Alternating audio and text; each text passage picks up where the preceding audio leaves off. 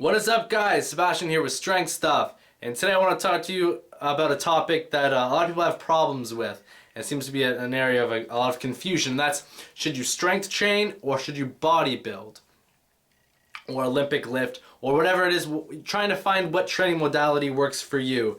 And typically the biggest problems with this reside in the fact that people don't have a specific goal. They don't know what they're working towards.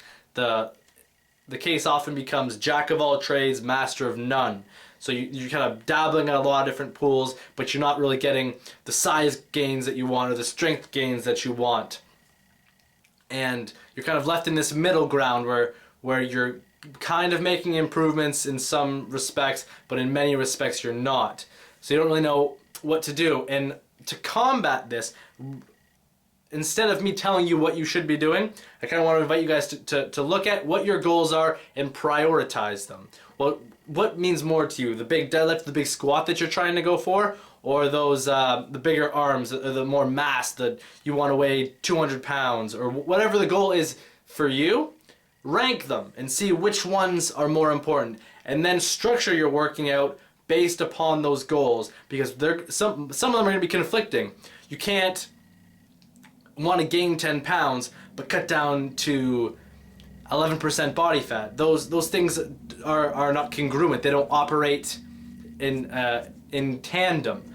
And so a lot of the times people have these goals that are really scatterbrained and they're not focused. And so my invitation to you, and this is something that I've used to great effect in the past, is pick a goal, find out what that one goal that means the most to you, that you're most dedicated to achieving, and structuring all your planning, all your dieting around that one goal for 6 months of the year. So half of the year you'll build towards getting that 400-pound squat. Whatever the goal is for you, that's your goal. You want to get a really big squat. If that's what it is for you, then 6 months of the year you're going to just focus. That will be the only thing on your mind. And for the next 6 months of the year, you might tackle one of the other goals that you might have that follows in the number 2 spot or number 3 spot. That can work in synergy, like that can work in a companionship to that goal. And so essentially just to avoid goals that are antagonistic to each other and encourage goals that can work together. And if you realize that your goals are in opposition, to streamline them and to find the ones that are most beneficial to you. To train in the respect that you're moving towards something that means a lot to you. Training for the sake of training is great, and you can get a lot of gratification for that. But if you're someone who's training for purpose, and you want to get something in particular, then this will be the best way in achieving those goals. So I'm curious to see what your guys' goals are. You can comment below. Let me know what you're moving into, especially with the new year coming around.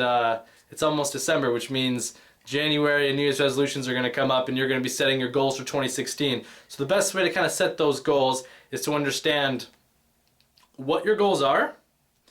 Do they operate in synergy? Do they work together? If they don't work together, structure them in terms of which ones mean the most to me, and from there, and then pick the goal that you want the most, the one that's going to be most towards you, and just start working as strictly and as stringently as you can at that one goal, and then the rest will fall into place and you can move to the next goal and the next goal, and your progression will be made that way. So don't forget to like and subscribe, guys. As always, that's it.